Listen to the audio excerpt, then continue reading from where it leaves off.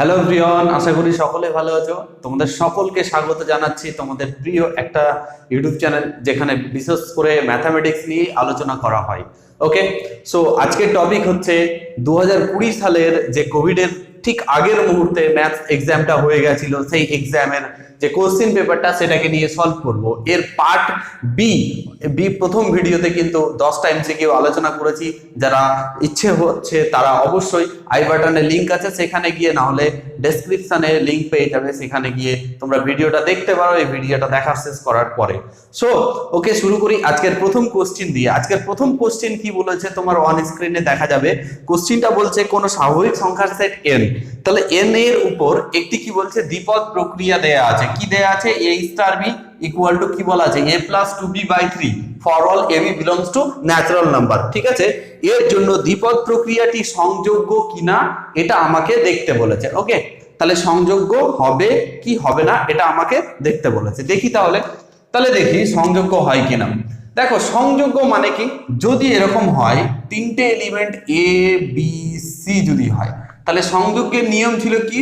a star b star of c সমান সমান হচ্ছে a স্টার কি হয়ে যাবে? b star c। তাহলে সংযোগের নিয়ম এটা ছিল, এটা আমরা জানি। বুঝতে পেরেছো আশা করি।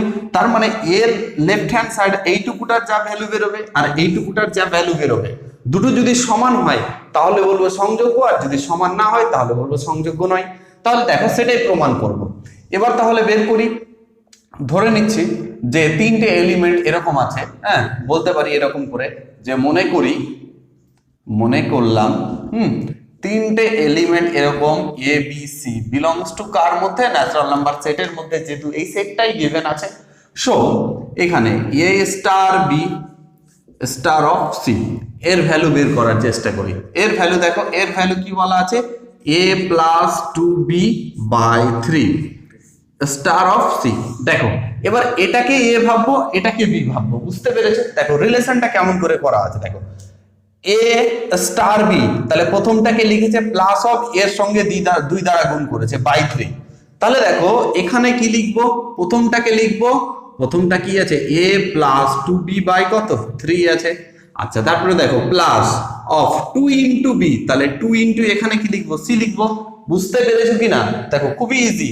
এই যে এই কনসেপ্টটা যদি না বুঝতে পারো তাহলে কিন্তু অঙ্কটা হবে না। বারবার বলছি, সেটাকে বোঝার চেষ্টা করো। সো এরকম হলো। এগেন বাই কি বলেছে? 3, তাহলে 3 করলাম। তাহলে এর নিচে কিছু নাই মানে 1। তাহলে একটু লসাগু যদি করতে পারো তাহলে লসাগু করো। তাহলে a প্লাস 2b আর এখানে 3 2 6c বাই কত স্যার? 3। তাহলে এটাকে একটু যদি সাজিয়ে লিখি তাহলে a plus 2b plus 6c by কত হলো? 9।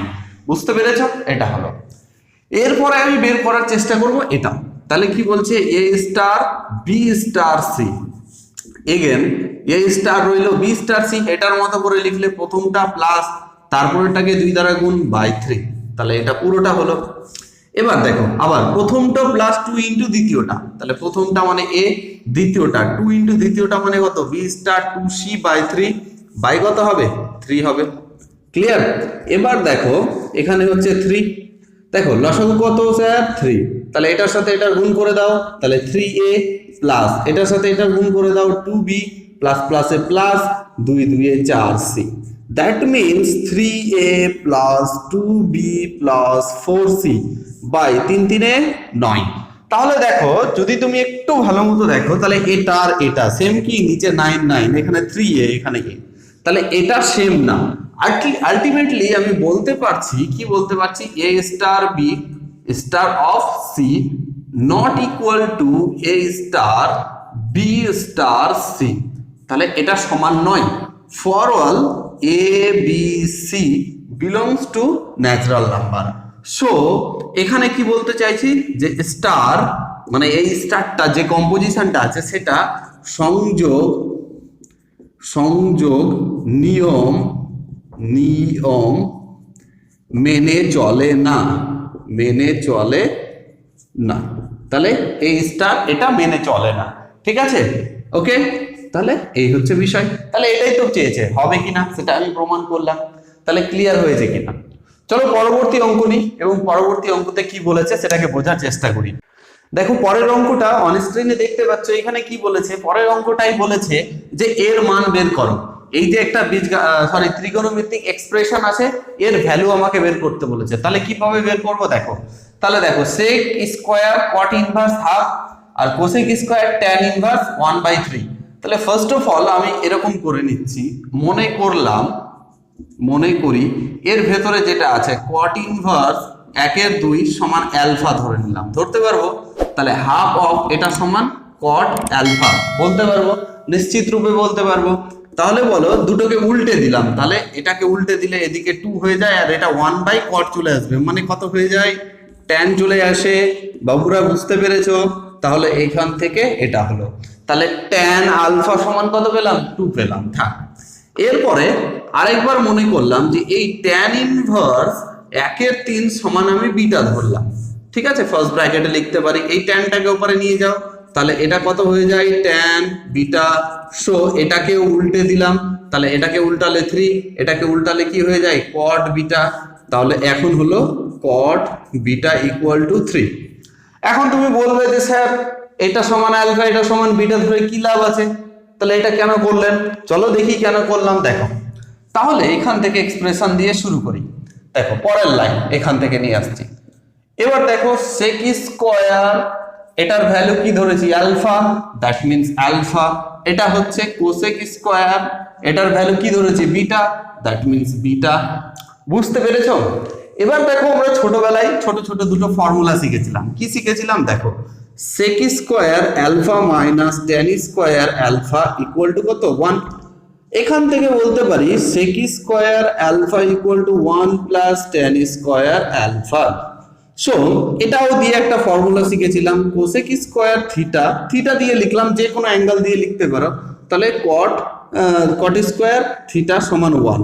সো এখান থেকে বলতে পারি cosec স্কয়ার থিটা সমান 1 প্লাস cot স্কয়ার থিটা। তাহলে এই ফর্মুলা দুটোকে আমি ইউজ করব, এটাকে আর এটাকে। তাহলে দেখো sec স্কয়ার কি বলা আছে আলফা, এটা সমান কি লিখবো 1 plus tan square alpha. So এর জায়গায় লিখছি 1 প্লাস tan স্কয়ার আলফা। লিখতে পারবো কিনা? নিশ্চিত রূপে লিখতে পারবো। পরের কোশ্চেন চলে আসি, cosec স্কয়ার বিটা, তাহলে এর জায়গায় কি লিখবো 1 plus cot square beta. So 1 আর 1 অ্যাড করলে 2 হয়ে যায়। tan স্কয়ার আলফার ভ্যালু দেখো, tan এর ভ্যালু বের করে রেখেছি 2 আর tan স্কয়ার আলফার ভ্যালু হয়ে গেল 2 এর square. So cot square beta এর ভ্যালু কত 3 এর স্কয়ার। সো 2 প্লাস 4 এখানে 9, দ্যাট মিন্স অ্যাড করলে হয় 15। This is the answer. So এই এক্সপ্রেশনটার পুরো ভ্যালু কত হলো 15। খুবই ইজি ভাবে বেরিয়ে গেল। একটু এই কোশ্চেনটাকে একটা জায়গায় বারবার মনে রাখতে হবে কিছু কিছু জিনিস। এখানে যে কিভাবে বুঝবো স্যার আপনি এটা ধরলেন, এটা কিছুই না, অঙ্ক করার সঙ্গে প্র্যাকটিস করার সঙ্গে একটু মনে রাখতে হবে, ঠিক আছে? কিছু কিছু জিনিস তো মনে রাখতেই হবে শোনা, ঠিক আছে? পরের প্রশ্নটা নিই, পরের প্রশ্নটা দেখি কি আছে। সো ফ্রেন্ডস পরের প্রশ্নটা দেখতে পাচ্ছ অন স্ক্রিনে। এখানে দেখো, এখানে দুটো এক্সপ্রেশন দিয়েছে। দেখো এটা ম্যাট্রিক্সের একটা এক্সপ্রেশন আর এটা ম্যাট্রিক্সের একটা এক্সপ্রেশন। এই দুটো ম্যাট্রিক্স থেকে বলেছে যে আমাকে ম্যাট্রিক্স এটা বের করে দিতে হবে, এই ম্যাট্রিক্সটা বের করে দিতে হবে। এই টাইপের কোশ্চেন কিন্তু বারংবার এসেই থাকে, 1 বছর অন্তর বা 2 বছর অন্তর অন্তর। তুমি যদি কোশ্চেন ট্রেন্ডকে ফলো করো, সো তোমাদের এক্সামে 2022-এ আসার সম্ভাবনা অনেকটাই। তাহলে দেখো, তাহলে এক্ষেত্রে আমি কিভাবে করব, দেখো এটাকে বের করতে বলেছে, তার মানে যদি এই ইকুয়েশন থেকে বি এর ভ্যালু বের করে এখানে পুট করে দিই, বা উল্টো ভাবে এটা হচ্ছে যে এই দুটো ইকুয়েশন থেকে বিটাকে এলিমিনেট করতে পারি, বাদ দিয়ে দিতে পারি, তাহলে বলছি এর মান পেয়ে যাব। তাহলে দেখো আমি এখান থেকে কি করছি, বি এর ভ্যালু বের করছি, বি এর ভ্যালু বের করে এখানে পুট করছি, অথবা এখান থেকে এর ভ্যালু বি এর ভ্যালু পুট করে এখানে পুট করছি। কোনটা করব বলো? তাহলে আমার ইচ্ছা হলো এখান থেকেই করি, এখান থেকে বি এর ভ্যালু বের করছি, বের করে এখানে পুট করছি। দেখো বি এর ভ্যালু বের করলে তাহলে 2b, তাহলে এটাকে ওই পারে পাঠাও, তাহলে এটা 1841, এটা এ ট্রান্সপোজ, প্লাস ছিল ওপারে গেল মাইনাস হলো। দেখো হাফ দ্বারা যদি ভাগ করে দাও তাহলে এটা হয়ে গেল বি, তাহলে এটা হয়ে যাচ্ছে হাফ 1841 আর এটা হচ্ছে half of A transpose. Clear করতে পারি? তাহলে দেখো এখানে একটা আশ্চর্যজনক বিষয় হচ্ছে যে এখানে স্যার বি ট্রান্সপোজ আছে, বি ট্রান্সপোজ আছে না, তাহলে কি করে আমি কি করব, বি ট্রান্সপোজ করা উচিত এখানে।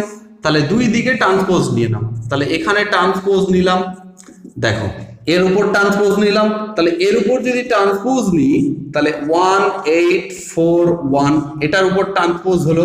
এগুলো তো স্কেলার, এগুলো স্কেলারের উপরে ট্রান্সপোজ হয় না, এ ট্রান্সপোজ তার ট্রান্সপোজ। এখানে দেখো ট্রান্সপোজের আমাকে কিন্তু প্রপার্টি কিছু ইউজ করতে হবে। তাহলে এর ট্রান্সপোজ মানে কি, এর রোটা কলাম হয়ে যাবে, তাহলে 41 হয়ে যাবে, আর এটা হয়ে যাবে 81 হয়ে গেল। এগেন এখান থেকে দেখো হাফ অফ এ ট্রান্সপোজ তার ট্রান্সপোজ মানে হচ্ছে কি, এটা এটাই হয়ে যায়। ট্রান্সপোজের ট্রান্সপোজ মানে হচ্ছে এ, তাহলে তখন আর ট্রান্সপোজ থাকে না। ক্লিয়ার? তাহলে তুমি একটা বাস্তব উদাহরণ নিলেও এটা করতে পারো। এগুলো এক একটা কিসের আমি এক্সাম্পল নিলাম, অবশ্যই ট্রান্সপোজের প্রপার্টিকে ইউজ করলাম। এই বি ট্রান্সপোজটা এখানে পুট করব। তাহলে দেখো এখানে বলা আছে 2a বি ট্রান্সপোজ মানে কি, half of 1481 minus of half A, then এটা হয়ে গেল কত স্যার, 2510 এটা হলো। দেখো এটা হচ্ছে 2a আর এটা হচ্ছে মাইনাস হাফ, তাহলে এটা হয়ে যাবে 3a/2a। ক্লিয়ার? এটাকে ওই পারে নিয়ে গেলাম, তাহলে এই পারে যদি নিয়ে যায় তাহলে কি হলো 2510 তাহলে হাফ অফ কি পেলাম আমি 1481। ক্লিয়ার? তাহলে 2 দ্বারা সবটাকে গুণ করে দাও, তাহলে এটাকে 2 দ্বারা যদি গুণ করি তাহলে 3a পেলাম, এটাকে 2 দ্বারা গুণ করলে কি হবে, এটা এরকম আসবে। ওকে, সো এটাকে 2 দ্বারা গুণ করলে এটা কেটে যাবে, মানে 2 দ্বারা গুণ করলে 1 চলে আসবে, আর 1 এর সঙ্গে এটা গুণ করলে এটাই হয়ে যাবে। সো এখান থেকে পেলাম 3a। এগেন এটাকে 2 দ্বারা গুণ করব, মানে প্রত্যেকটা এলিমেন্টকে আমি গুণ করব 2 দ্বারা, তাহলে এটা 2 2 এ 4, 5 2 এ 10, 10 2 এ 20, 2 2 এ 4 মাইনাস অফ 1 4 8 1। এগেন এই দুটোকে বিয়োগ করি, তাহলে 3a এলো, তাহলে বিয়োগ করছি, কিরকম বিয়োগ করব, 4 থেকে 1 বাদ 3 হলো, 10 থেকে 4 বাদ 6 হলো, 20 থেকে 8 বাদ কত হলো 12, 4 থেকে 1 বাদ 3। এবার দেখো এটা এটাকে ওই পারে পাঠাচ্ছি, এই এটাকে ওই পারে পাঠালে 1 এর 3 হয়ে যাবে, আর এখানে দাঁড়ালো কত 3 6 12 3। এবার দেখো এই 3 দ্বারা ভাগ করো, এটাকে প্রত্যেকটা এলিমেন্টকে 3 দ্বারা ভাগ করো, 1 এখানে 2 এখানে 4 এখানে 1। সো ফাইনালি আনসার দাঁড়ালো 1 2 4 1। কোনটা পেলাম, এটা এ ম্যাট্রিক্সটা পেলাম। ক্লিয়ার হয়েছে? বুঝতে পেরেছো? তাহলে এখানে আমার এ ম্যাট্রিক্সটা চেয়েছিল, তাই এখান থেকে বি ম্যাট্রিক্সটাকে আমি নিলাম, নিয়ে এখানে বসালাম, তার মানে এলিমিনেট করলাম, দিয়ে এটা পেলাম।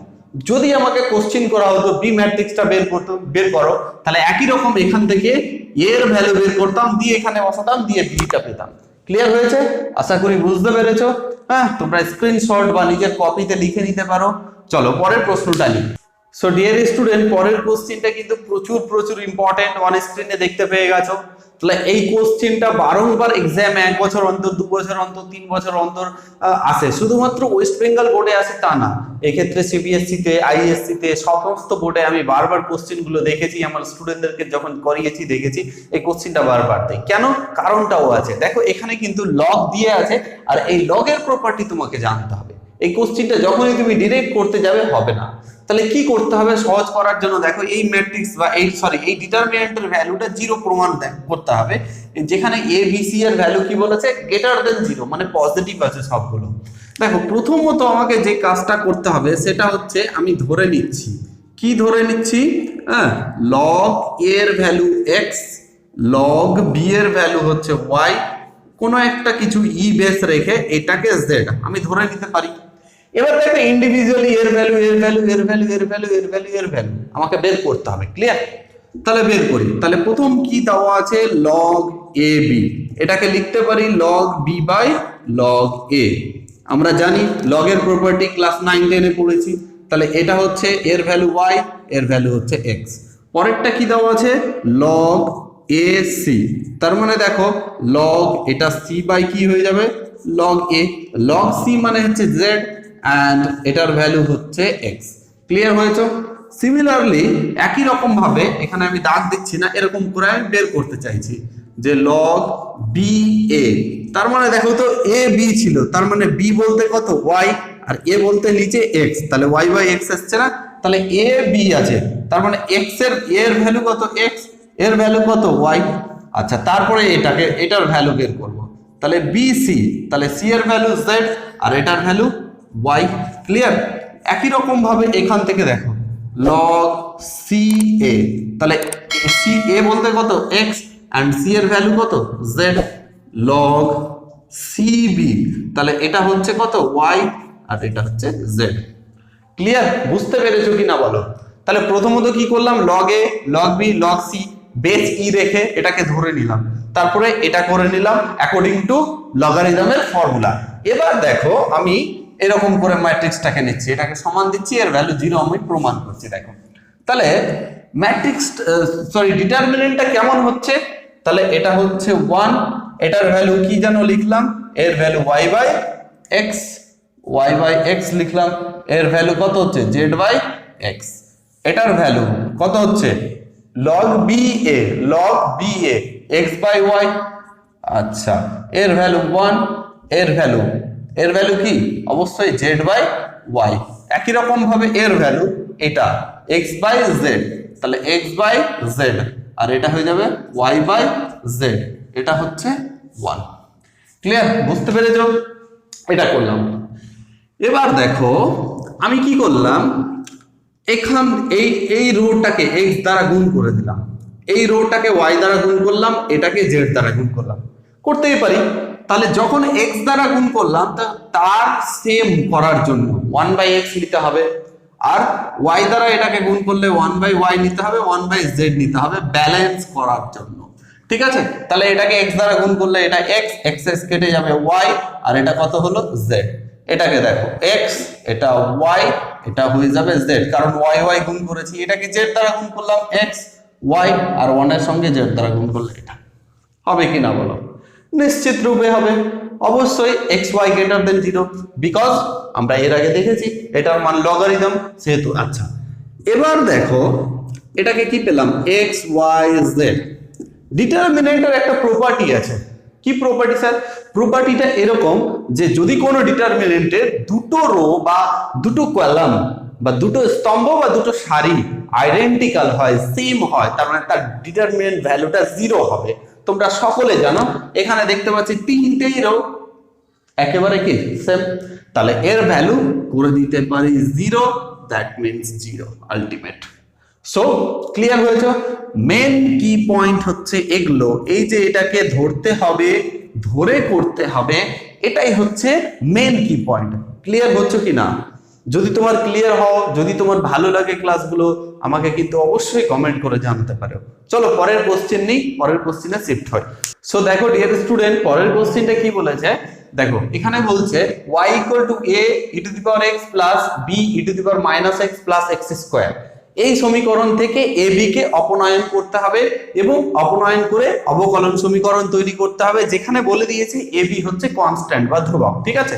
তাহলে এ বি কে অপনয়ন করব। দেখো একটা সিম্পল লজিক, যখন তোমাকে স্যার পড়িয়েছেন, যখন অবকলন সমীকরণ পড়িয়েছেন ডিফারেনশিয়াল ইকুয়েশন, তখন একটা কথা বলেছিলেন, কি বলেছিলেন, যে যদি কোনো ইকুয়েশনে যটা কনস্ট্যান্ট থাকবে তত অর্ডারে সেটা ডিফারেনশিয়াল ইকুয়েশন হবে। নরমালি এটা বলেছেন, বেশিরভাগ ক্ষেত্রেই সত্য, কিছু কিছু ক্ষেত্রে সত্য হয় না, সেটা পরে বলবো আমি। দেখো এক্ষেত্রে দেখো এটা ডিফারেনশিয়াল ইকুয়েশন আমি বের করব, তাহলে প্রথমত এর ডেরিভেটিভ করি। ডেরিভেটিভ করব উইথ রেসপেক্ট টু এক্স, কার রেসপেক্টে? এক্স এর সাপেক্ষে ডেরিভেটিভ করব। এই ল্যাঙ্গুয়েজটা তোমাকে কিন্তু এখানে লিখতে হবে, আমি লিখলাম না, তুমি লিখবে। ঠিক আছে?